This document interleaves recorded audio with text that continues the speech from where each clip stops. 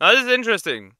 When pretty privilege fails you, I mean, most probably know what pretty privilege is. It's basically like being blessed with the advantage of also looking good, which gains you a lot of access in certain areas, and like pretty privilege is real. It's like the only privilege where I can say, yeah, that does exist, and it does help you in a lot of ways. It helps you get better grades in school. It helps you get a job. It helps you in different ways. But I'm interested in how that can fail you. I wonder. I wonder how that can like backfire. How far can pretty privilege get you? TikTok star Charlie D'Amelio. Charlie D'Amelio. Charlie D'Amelio. Charlie D'Amelio. 53 million followers on TikTok. 9.18 million subscribers. 9.18 million. For just looking good? Nah, I don't believe that. I really don't believe that. Just for looking good? No, I don't believe that. I don't think that that's the case. No, I don't believe it. I was like, that's she was hot and then she was not, basically. it. I'm famous. Don't talk to me. Guys, it's Charlie, and I'm super excited to be sharing with you my first ever YouTube video on my YouTube channel. Ow. Okay. So just a regular There was one girl. person who saved the universe. It's just in a her regular past girl. life. It must be Charlie D'Amelio because she was dealt with everything anyone could ever ask to be successful. A virally beautiful face and body, every opportunity in Hollywood, commercial. Okay, boomer. The top talent agency in the industry, a book deal, a reality TV show, a clothing line, a makeup line, a record deal. But somehow, there is still a way to mess everything up. Just really need to admit this to you guys. I actually do have nipples, and I mean that's really like. What? Huh? Why? Why would she tell us that she has nipples? Right now. So how did the D'Amelios screw up more than $32 million worth of pretty privilege? That's exactly the mystery we're going to uncover today. But not only that, as your marketing bestie, who graduated top 1 I want that. Give me that play button. YouTube! Push me in the algorithm. I want the play button. Thank you. I'll take it.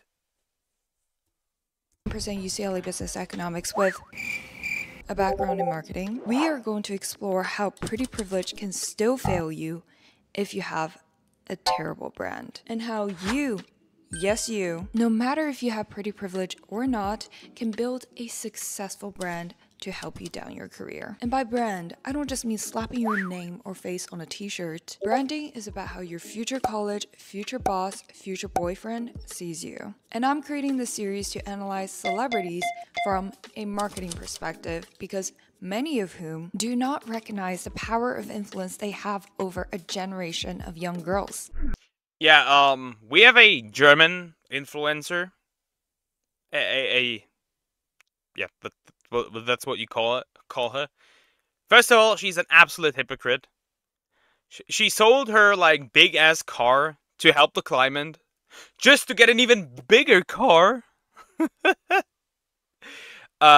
She is, like, vegan, but then she makes, like, ads for McDonald's. She, makes music about, like, being, like, a natural beauty, like, being, like, working out to, like, basically get a pretty body, but then at the same time she's like 98% Botox, and she basically teaches teaches young girls that being a hoe is actually something positive. Like, being a hoe is a synonym for being a strong, independent woman. It is insane.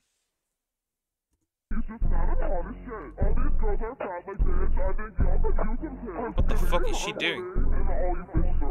I really don't want to work anymore. And I think it's so important to be aware and reflective of the people who are shaping our culture. And despite how terribly the D'Amelio franchise flopped, we will also talk about how they could come back from the lack of brand and the hate they always cry about. I'm upset because I haven't been in any drama. First, we need to understand how the D'Amelio What? Why are you trying to be in drama? Drama is never good. It never is. It only comes... There's only bad coming from it. Oh, why am I even outside of this? I just realized. Let me get big into the picture. had Why are you every talking about single drama? chance to build a billion-dollar empire. Charli D'Amelio, for those who have never heard of a small app called TikTok, good for you, is Small app? Small? What do you mean small? This chick is younger than me. a Connecticut high schooler who is not a Nepo baby, an Instagram heiress, or a self-made artist. She started creating dance videos on TikTok in 2019 that quickly Man, I hate this shit. I hate this shit. I sit here and slave away, and then this chick has just like dance, and then like get a 100 million like horny dudes. broke the platform and the Guinness World Record as the first person with 50 million followers on TikTok in April 2020, then 100 million in November 2020. The entire internet and Charli herself was dumbfounded by this success because while Charli was a dancer, many have claimed her dances to be mediocre. Surely it can't be that people are shallow and that the TikTok algorithm prefers a pretty face, right? Not possible. If you have TikTok, do something for me real quick. Open the app. Just type in Spider-Man. And you will see some shit. You will see some shit. At all.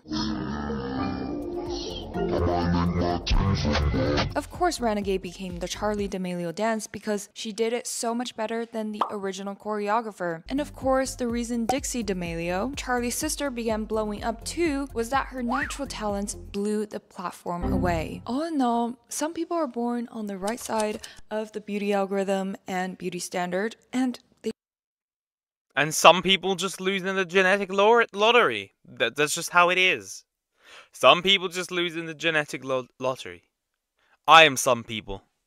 they should embrace it. But as the sisters are dealing with this life-changing fame, which in this day means power, which means money, their parents and new team saw a pot of gold. How exciting! There is so much possibility when the hype is only rising for the girls. They were seen as the model citizens of TikTok and basically had the attention of every teenage girl in the nation. There was so much potential here for them to grow into the icons and role models for the next generation of young girls. But no, the D'Amelio parents said, heck, we are the new Kardashians. And if you're the Kardashians, then being hot is all you need to build a successful business, right? You're going to bed?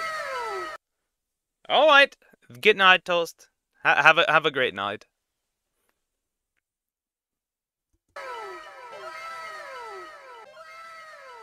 And so what happened The fuck? What do you mean, restrooms? next was a big, impressive list of business ventures. But if you take a closer look, you'll start to realize that each is very mid, and that the team behind them is not just uncreative, but literally throwing random shit at the wall and hoping Random bullshit go! Just throw it at the wall and see what sticks. Like, dude, okay.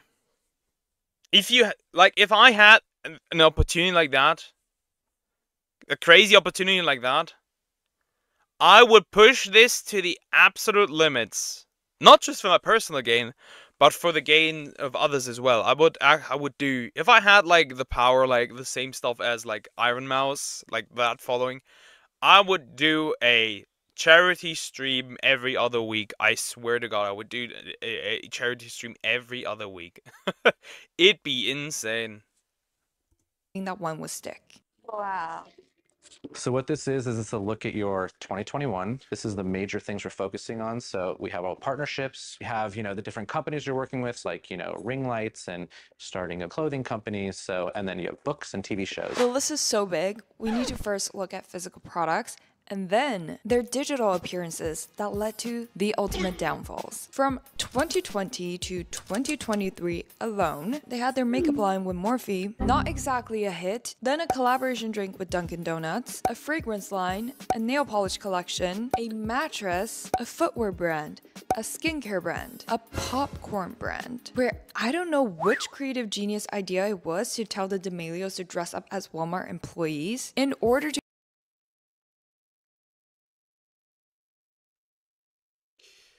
This is all just like useless merchandising stuff that really doesn't like do anything.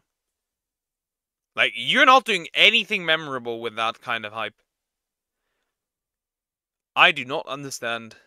to promote this relatable, fun brand. And all they did was to mock the working class where labor was only a fun activity for them. And being so incredibly talented while launching back to back to back to back Incredibly talented, my ass. There are things where, like, hard-working, honest people deserve success if they become successful. And there's things where, like, how did this get successful? Like, how? You're not doing anything at all. to back businesses. Charli D'Amelio, of course, had the time to write a book in 2020 called Essentially Charli, the ultimate guide to keeping it real, which Yeah, very talented. Dancing on TikTok. became a New York Times And then you using that misplaced hype and like success and throwing it into the dumpster. How? What are you doing? bestseller. If there was an award for launching the most number of unmemorable businesses, the D'Amelios probably would have won. The comedic timing of laundry noises in the background for a video. That is wild. That's my laundry being finished. If I didn't tell you, you probably don't even know half of these brands existed, and some of them I don't even know that these girls existed. What do you mean? How should I even know that these brands existed? What? What? deceased. Because honestly, by the speed that these products were launched immediately following the blow up, there is just no way that they were developed with care and passion from Charli and Dixie. These brands have no connection with them. Like, why shoes? Why popcorn? Why mattress? It's just like What do you mean doing TikTok is very demanding and very hard to do than your daily 9-to-5 job? I mean, there are content creators on TikTok that put in a lot of work. I know a few content creators on TikTok that work really hard, but this ain't it. slapping the D'Amelio label on a bunch of consumer goods that are very mid themselves. D'Amelio footwear is recommended by doctors to treat broken ankles. Don't say you can't. Huh? What? Also, she sounded super like this is me after like a few sips of alcohol. Yeah, dancing and stuff, very hard. It's very hard. Yeah, I don't yeah, care clearly. if you like the Kardashians or Hailey Bieber. Yes, they also launched and flopped brands, but the brands that we will remember and rave about are the brands that they care about and rave about themselves. Kim Kardashian is known for her iconic body, so what does she launch? Skims, a shapewear company that has quality products that could sell even on their own. Kylie Jenner, known for her lips, so Mama Chris got her to launch Kylie Cosmetics. Hailey Bieber, the woman is constantly showing her glowy skin, and each launch is super creative and tied to her personally. Emma Chamberlain, vlog. I'll be real. I don't know 90%. Like, the only person I know from this, like, for now is, like, the Kardashians. But the other people, I have no idea who these people coffee are. for 4 years. It just makes so much sense to have a coffee company, and she has killer creatives. Alex Earl's merch, very on brand with her personality. The fact that you don't even know the name of the quote-unquote brands launched by the D'Amelios shows you how disconnected they are from these. Yeah, but like, I don't really care about skin color. Not my business to talk about. And to be fair, you also have to look at like numbers. We're in the West. There are a lot more white people, so obviously, though are the Kardashians white? I didn't even know. So it kind of makes sense why you would have a lot more successful white people. To be fair, that's just how it is. Because like numbers, majority. Just like a lot of rappers, like you wouldn't complain about like rappers being like majorly like black, because like that is what they have more or less built, if you want to call it that. So I don't really care. Brands. And it is so funny to I don't read really look Charli at that. D'Amelio's brand inspiration for the shoes as, quote, "We are always in heels, we are walking carpets, we've done all the uncomfortable blister-filled shoes before." So it's been really nice to be able to look into our closets and see, what are we missing and what do we have that we can make better. Clearly extremely relatable to their teenage girl fan base who walk in heels and go to carpets all day. And clearly the dream shoes for the teenage boys who follow them because of their hotness. I'll be real. The only reason why she's successful is young boys on TikTok. I'll be real. Because the TikTok algorithm is made in such a way that it tries to push in like attractive women and like push that a lot. Just type in just type in Spider-Man on TikTok. What 11-year-old Timmy is getting is not Spider-Man. 11-year-old Timmy is getting attractive women in a tight Spider-Man costume. The title of the video that I'm watching is "When Pretty Privilege Fails You." I love you so much. We love you so much. Charlie, let's go. I love you, Charlie. You're the go. It's crazy. Yeah, it's just young boys finding her attractive, literally. Their entire marketing team never gave a single thought to who the targeted demographic is, because it is not women in their 20s and 30s with actual purchasing power. It is young boys in their like early, or either early 20s or even younger than this, like 16-year-old, 15-year-old boys who will want to wear these hot pink or electric blue pumps to work, which is probably a hard concept for the D'Amelio sisters to grasp because they never had to work a single day since they had enough money to do whatever they want since 17. And at this point, it is apparent that the main issue is the D'Amelios don't know why people follow them. And frankly, it is hard to answer that. They like me. They're like me for real. Why are you guys subscribing? I still haven't found it out. Question, as many still only know Charli D'Amelio as the famous TikToker who dances and not much more. Surely, digital appearances should help, right? On the personal branding side, although it seems like the D'Amelio family has done so much since Charli... They had a what the... Wait, let me go back. Was that a fucking movie? Charli D'Amelio as the famous TikToker like who me dances for real. and not much more. Surely, digital appearances should help. They had a TV show!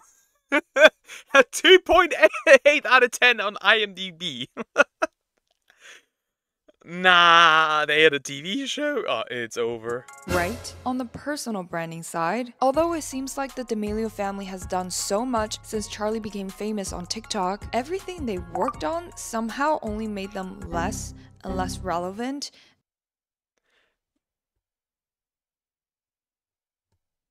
Apparently so. Making the sluttiest of brownies with Kelly Sweeney. Another look at those views. Look at them. This is like literally just a case of people not knowing 2.8. Dang, it's a show ever. It's like it's literally just people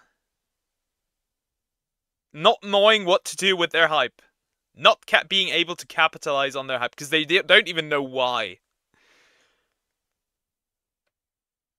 See, that's why marketing agencies are useless, apparently. And less likable. Don't get me wrong, I respect the hustle of the family, where they really tried to emulate the Kardashian grind and did everything possible to stay relevant. But they do not understand that play button pisses me off. That play button pisses me off. I want one too. That play button pisses me off. And I'm never gonna, if I ever get to 100k, I'm gonna get that ugly little like silver play button, that small one.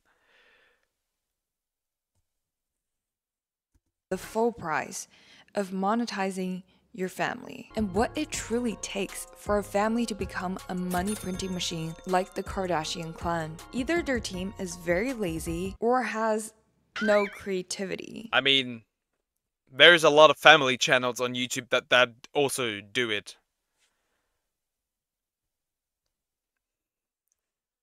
You want the play button too? Understandable. Yeah, I think like there's a lot of YouTube channels that capitalize on like the family channels. This is like it's like this, but just like way bigger. Since blowing up, the D'Amelios launched a podcast because every other influencer under the sun did, called Two Chicks Podcast. That's like even less creative than the Red Pill podcasts. That is even less creative. That's kind of wild. How can you like how does this get even worse? They made a total of 27 episodes before asking the question, is this what the girls actually want to do, and do they have anything to talk about? Dixie began doing music, and so did Charlie. They had their family YouTube channel, which had a lot of backlash since the first episode, where the girls were seen as extremely rude and inspired. There was James Charles. Oh no. The kids channels, I've seen kids channels. I've seen a lot of kids channels recently, more than I would like. There's the Minecraft kids channels, like those are wild. They are creative in the way how they try to have early sexualization for children, or like the animal channels where they abuse animals and like it's on YouTube Kids. That is wild. Like drugging little monkeys and like putting like little ducks and like and plastic egg. Of a private chef made meal. Dixie threw it up in front of everyone, and Charlie said it's better to get dino nuggets. Sometimes happens when... Oh god. That is incredibly rude. I'll be real, if I eat something in public, no matter how shit it might taste, I will eat that stuff. I will eat it because it's just literally just like a result of not knowing the value of food.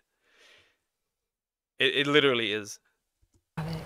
Do we have any dino nuggets? At this point, the D'Amelio brand was already out of touch with their audiences, who likely don't live in a large mansion with private chefs, but that's okay. They don't have to build a relatable brand. If they want to be more aspirational like Taylor Swift or Billie Eilish, they could keep. I don't like either of them. I didn't get the Swifties. Sorry guys, I don't get you.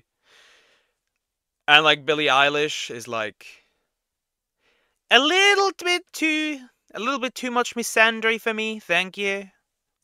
Keep their mystique and stop doing the mediocre family content. But no, the team behind the D'Amelios wanted them to be the Kardashians and put them on a reality TV. The Kardashians from Temu. We don't need the value of food. We need all we need is the brand of said food. True. It literally is just Kardashians from Temu.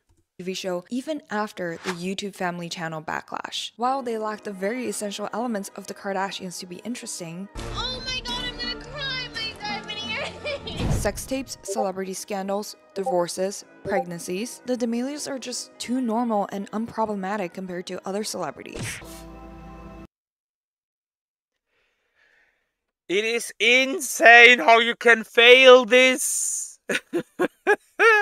It is infuriating. It is infuriating. It is so infuriating. Quality, nah. Branding, yes. Just like Apple products. It really is like just infuriating. Nothing more.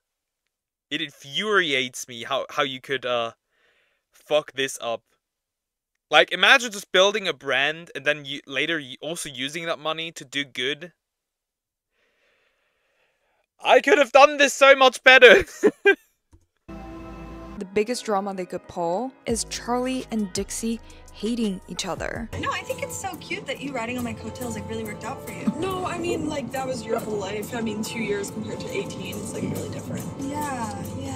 Which is so hard to watch because it's not authentic. I was caught off guard and then expected to be like, oh my god, this is so perfect. You know what? Why don't you put this song We on have the my album? We could do Kardashians it at home. together. And True. probably did damage their relationship as a family. What the hell just happened? Like, I thought you were the only person I could really trust in the world. That's not fair to me. So, how are we supposed to live with each other? Fake beefing is so cringe. I mean, the YouTube era of it was kind of funny, like the fake beefs with like people starting beefs for no reason. That era was kind of funny and entertaining, but this is not. This is just cringe. In addition, the fact that almost every single episode was about the sisters facing hate from people on the internet due to their massive following and massive presence online is very jarring for the audience. Not saying that the hate they're dealing with is not valid or important, but to their viewers who don't understand a life of never needing to work since 17, having the luxury of time to cry repeatedly in a mansion and complain is very off-putting, where there's a lack of awareness of privilege. The biggest challenge they have to face in life is the hate that come from having hundreds of millions of followers, where many cannot even afford a roof over their heads and have to stress about where the That's why you use.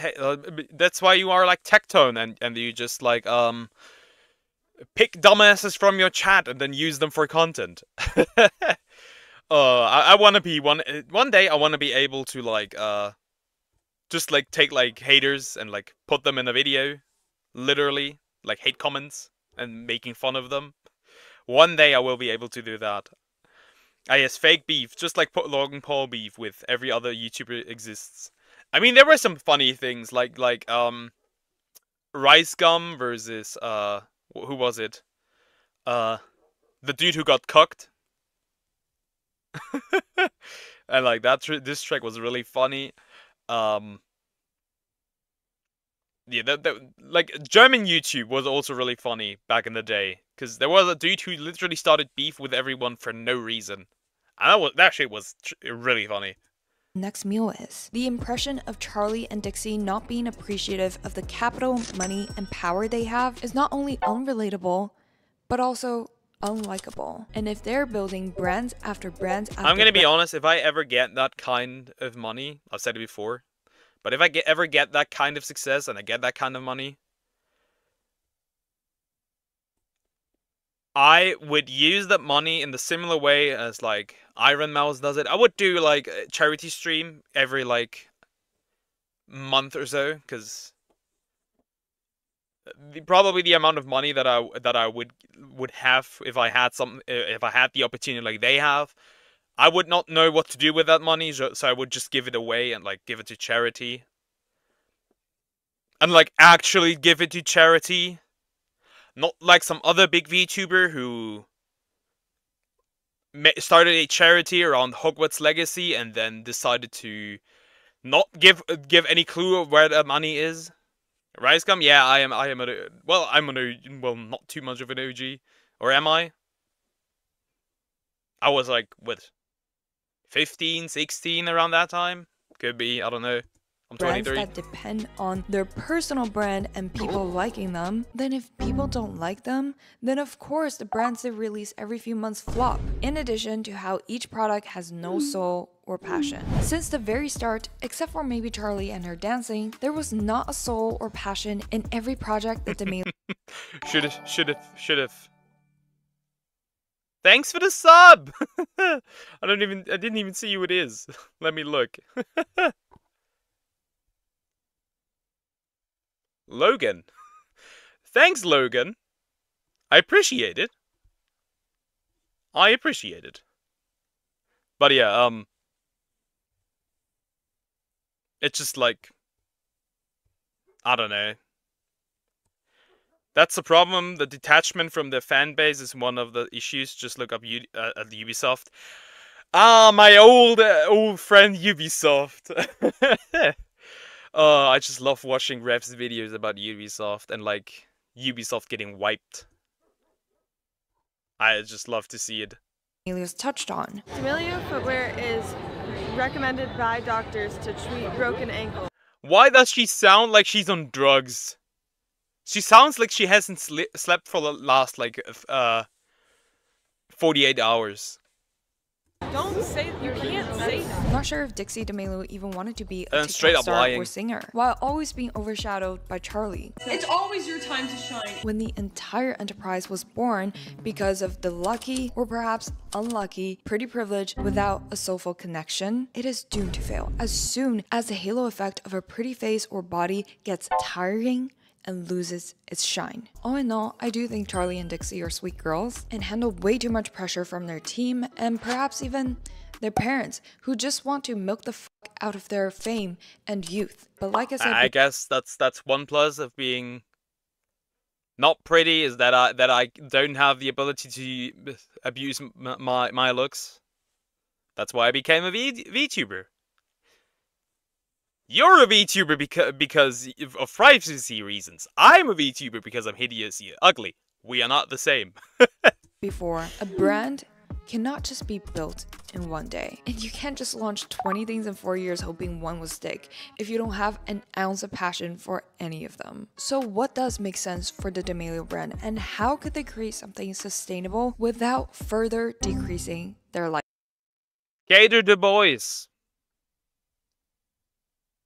I assume that most of, like, the followers are boys. My favorite YouTuber influencer lied. No, that can't be true.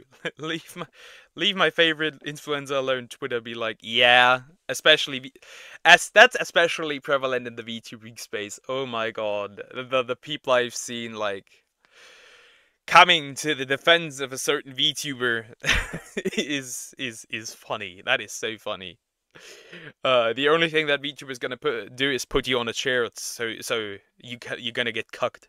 Likability. First, they need to make a very conscious decision of whether they want to be influencers or celebrities, which are two very separate concepts. If they just want to play a role that is aspirational, then don't overexpose themselves by appearing on every show, network possible. Keep the mystique. And if they want to be influencers, they need to be way more self-aware and aware of what is normal outside of their multi-million bubble. Stop pretending that they are just a normal family only worth $32 million in a mansion and be more only worth $30 million. What do you mean only? respectful towards the audience that they've been cashing out on, and stop contradicting themselves by stop pretending to be dramatic and problematic in their shows for the sake of views, and just stay true to who they are. And maybe they don't care about music, popcorn, mattress. I know how you get popular. Just say a slur on Twitter. That'll get him. That'll get him. Okay, which brings up second.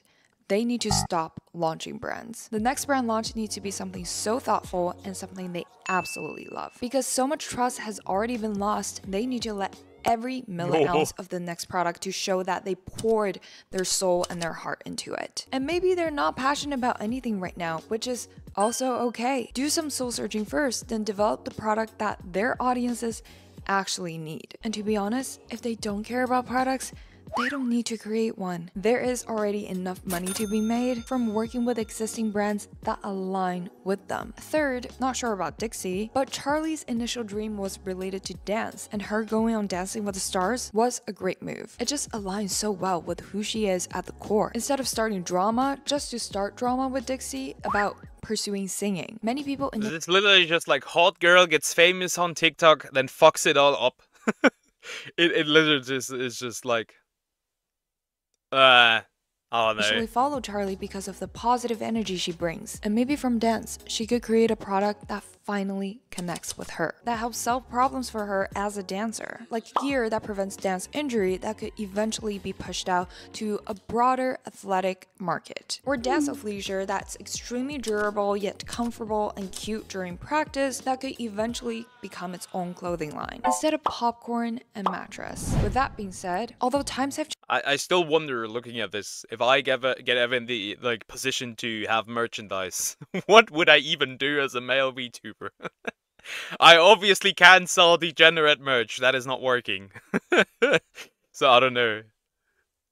change, and the D'Amelio sisters are highly unlikely to regain that surreal level of mass attention again. All they need to do is to build a stronger connection with their existing massive following, instead of treating them like cash printing machines to feed soulless products to, and stop doing and saying problematic, offhanded things or complain about their privileges to be further disliked. I really don't want to work. It is so easy. Just say a slur on Twitter.